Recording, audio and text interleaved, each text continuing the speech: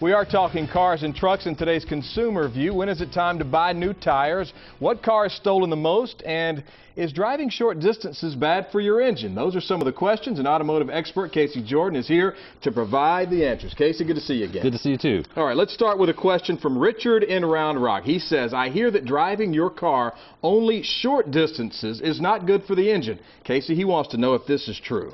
Well, it is true. And if you do have a little commuter car that you're just driving around and you're not taking on the highway and the interstate, what can happen is carbon deposits can build up in the engine because the engine doesn't heat up sufficiently enough. Also, the exhaust system needs to heat up because there's condensation that develops in the exhaust system. So once a month, if you are driving that little car just back and forth, 30, 40 miles an hour, once a month, take it for a good 20-minute drive where you're hitting 65 miles an hour, get the engine up and blow out all that stuff. Interesting. Let's go to question number 2. Barbara in Austin asks, my mother's car is 10 years old, has only 30,000 miles. But she wants to know, are the tires still safe after 30,000 miles? Casey, what do you think? Well, the tread life on the tires could practically go up almost to 60,000 miles. But many of these vehicles that you don't know what the condition of the tire is just by looking at it. You can look at the tire, the tread depth looks fine, and the outside sidewall looks really good because that's what we moisturize when we dress it. However, there's an inside sidewall that you don't know what it looks like. In fact, my inside sidewall blew out last week.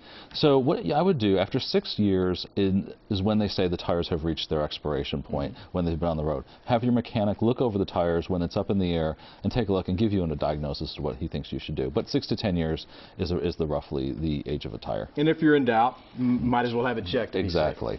Let's talk from question from Vernon here from Round Rock. What models of cars are the most stolen, and what are some tips to prevent car theft? Some of these may be obvious, some maybe not so obvious. Well, some of the most stolen cars actually are cars from the 90s, Honda Accords, Toyota Camrys. You can go to www.nicb.com, National Insurance Crime Bureau, and get a list of all the stolen vehicles and see where your vehicle ranks in that list. Of course, there's always the basic things that you do to keep your car from being stolen. Lock your keys, take your keys, lock the doors, park under a light, keep your car in the garage at night, but also look at your car's owner's manual to see what anti-theft devices are already in your vehicle, and then you may want to supplement that if you don't think that's adequate protection. All right, I think we've got time for one more. Esmeralda from Austin wants to know, she's thinking about buying a truck with custom features, wants to know if there's a place to verify that she's getting a good deal on this. Well, first you should always look at the competition, check out what other dealers are charging, and then look at Kelley Blue Book and Edmunds.com. But also, if you're looking for a truck that's customized, don't forget to look at trucks that are not customized, and you're going to have the chance to customize it yourself. So if you're looking for some special features, make sure that's not something you can do yourself, because you might miss out on a great truck that you could do your own work on. That's a good point. Casey, thanks again. As No always, problem. very helpful information.